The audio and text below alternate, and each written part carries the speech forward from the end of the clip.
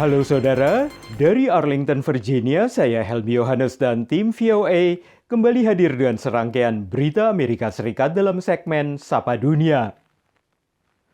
Saudara, perubahan iklim dikhawatirkan akan mengubah peta wilayah penangkapan ikan dan memperparah praktek penangkapan ikan secara ilegal. Sebuah lembaga kajian kelautan menilai dampak perubahan iklim bukan hanya mengancam mata pencarian nelayan, tapi juga bisa menimbulkan potensi konflik geopolitik. Seiring dengan menghangatnya suhu air laut akibat perubahan iklim, pasokan ikan di laut beralih ke perairan lebih dalam dengan suhu yang lebih rendah.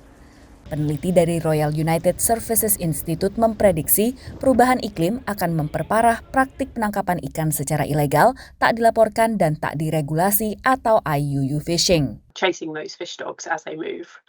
And there's predictions, obviously, or concern that they will move in across, existing maritime boundaries, and IU actors will pursue them across those boundaries. Indonesia Ocean Justice Initiative, IOJ, wadah pemikir yang berfokus pada kebijakan kelautan Indonesia, mendokumentasikan dampak perubahan iklim pada nelayan di 5 wilayah Indonesia. Untuk tangkapan ikan akibat perubahan iklim itu juga ditemukan di Kabupaten Natuna.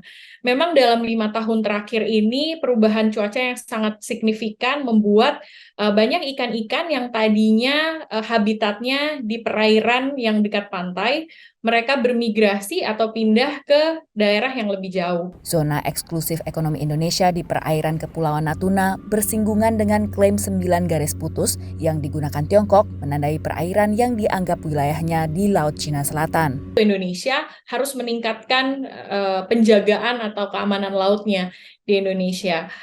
Sebenarnya salah satunya bukan hanya untuk mempertahankan kedaulatan dan hak berdaulat, tapi juga untuk mensejahterakan nelayan-nelayan Indonesia. Pada 2022, IOJ memperkirakan kerugian Indonesia akibat IUU fishing mencapai 4 miliar dolar per tahun atau sekitar hampir 60 triliun rupiah. Demikian laporan VOA. Beralih ke program pelatihan bagi narapidana yang digelar Serikat Pekerja, organisasi nirlaba dan perusahaan listrik di negara bagian Michigan. Pelatihan ini memberikan keterampilan memangkas pohon bagi para narapidana sehingga mereka bisa menjadi bagian masyarakat yang memiliki pekerjaan tetap saat keluar dari lembaga pemasyarakatan nanti. Levante adalah pemangkas pohon yang tugasnya adalah memastikan tak ada cabang atau ranting yang bisa mengancam aliran listrik di sekitar Detroit, negara bagian Michigan. Sebelum menjalani pelatihan untuk pekerjaannya ini, ia adalah seorang narapidana penghuni Parnell Correctional Facility 123 km dari Detroit. This whole situation with me having this career, being able to reintegrate into society and have the opportunities that I have is a blessing. Levante hanyalah salah satu dari puluhan orang yang menjalani pelatihan pemangkasan pohon yang diselenggarakan perusahaan listrik setempat DTE Energy. The biggest issue impacting delivery of electricity is trees. There's no way around that. So in order to give our customers the service they need, we have had to hire tree trimmers from out of state. Pelatihan NAPI ini adalah bagian program perbaikan jaringan senilai 70 juta dolar. Salah satu peserta latihan, Scott, menganggap pelatihan ini sebagai bekal ke depan. It was a lost cause. Literally, you're living day by day with the unknown. But now being into this program, learning and being offered employment, now I know where I'm going to be down the road. And I found a home with this company.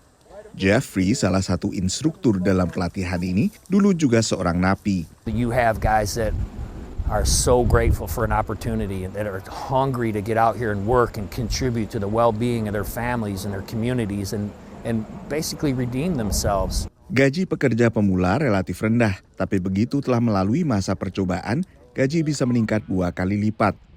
Demikian laporan tim VOA. Kini kita tengok gamelan Sari Raras, kelompok gamelan Jawa di University of California di Berkeley yang kembali mengadakan pementasan secara live pasca pandemi.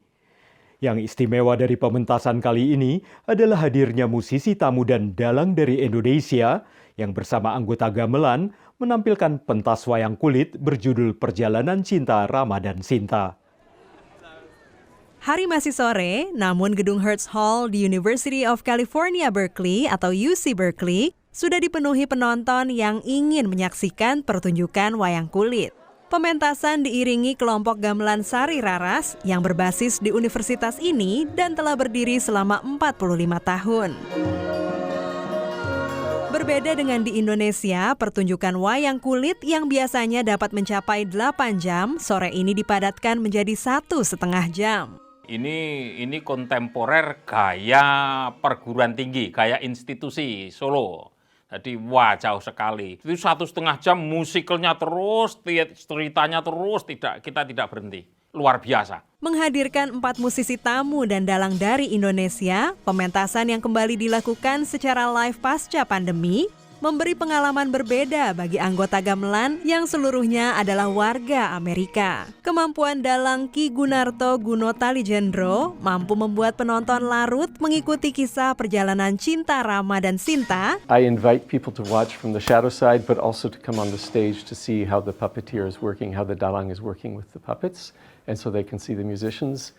I tell them to expect a lot of variety in the music, but also to pay attention to the visual. It's very unique, like compared to other music I've studied. The way that dance and theater and music is integrated, it makes it very fun to watch. Walau awalnya sempat ragu, namun sambutan meriah para penonton membuat dalang Ki Gunarto merasa puas dengan kolaborasi ini. Jadi saya terkesan sekali karena orang asing saja mencintai budaya kita dan mereka antusias. Nah ini pesan saya kepada generasi muda Indonesia, ya jadi jangan kalah karena ini budaya kita.